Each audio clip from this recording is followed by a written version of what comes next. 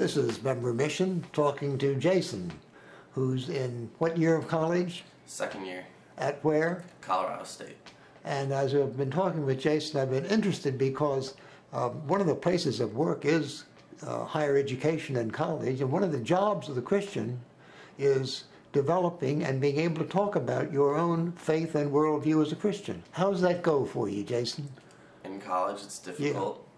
Yeah. There's a lack of faith and people that are quick to reject God to try and make themselves seem cool and fit in with other people. They don't want to be vulnerable or put themselves out on the line. What are the kinds of things you talk about as you try to help them see something that they may be missing? We talk about all kinds of things. I'll talk about, they'll question the amazingness of Jesus, and I tell them, look at the stories, look at the works that he's done. It's truly godly, just things that no complete human could ever do.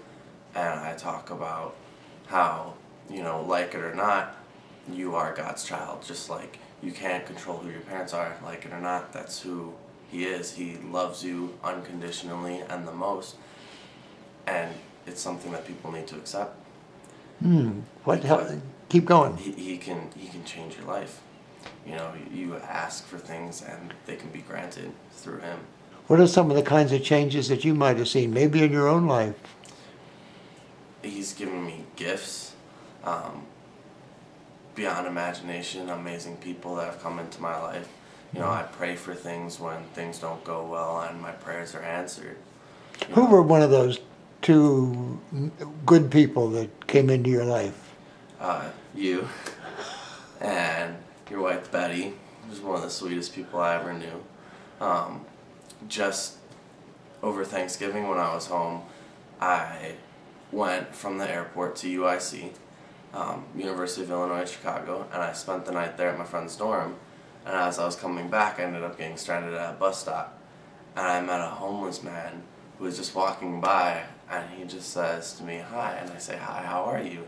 And he stops and we had a whole conversation about religion, and it was fabulous to see someone who had so little still be so happy through his faith. And he was telling me about everything. He is originally from, I can't remember what country in Africa, and he came here hoping for a better life, didn't really make it, and he goes around and he asks for things because he says he can never take, he can never steal, but he can be given things. And we're talking, and he's talking about how people have come into his life and changed his life and given him gifts, and now he feels that God is working through him to spread the word. And it was funny because finally my dad comes to pick me up and we're leaving, and I got in the car and I was telling him about this, and my dad hands me a pen and he's like, "Here, go give this to him." So I go to give it to him and he says, "No, no, no, no, no." And I was like, "No, please. Like, this is God working through me to help you. God works through other people to help you."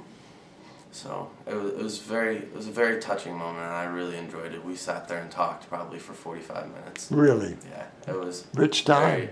Very enjoyable. Let me take you back to college. When you talk with kids, college, your own classmates, hardly kids, what are some of the things that happen that are good? I've gotten some kids through saying, trust me, church isn't boring, this church is different, it's not like your conventional church that you've been to, and I have to fight with them and fight with them and fight with them, but eventually I can get some of them to go, and they come and they really enjoy it. You go in thinking this is going to be boring, this isn't going to be fun, I'm not going to enjoy it, and they come out, at least I know I feel like this, and I've talked to kids that come out feeling like this. You go in empty and you come out feeling refilled and energized, and you have this newfound just energy about you, and you just feel great. And you feel like you take on the world. And do they keep coming? Some of them, yes. Some of them go more than I do, actually. And yeah, I've gotten a lot of them to keep coming, and ones that are like, can you show me things in the Bible? Like, because I'll tell them about some of the Psalms I read that I really like, and they're like, "Can you show me this?" And they start getting into it, and they realize, that what they were basing all their judgments on before was more word of mouth, and they never went to the source to really find where it all begins and lies. Jason, it sounds like you're a good source. I'd like to keep talking. We'll probably talk some more. Okay. Thanks so much. Absolutely. Peace and power.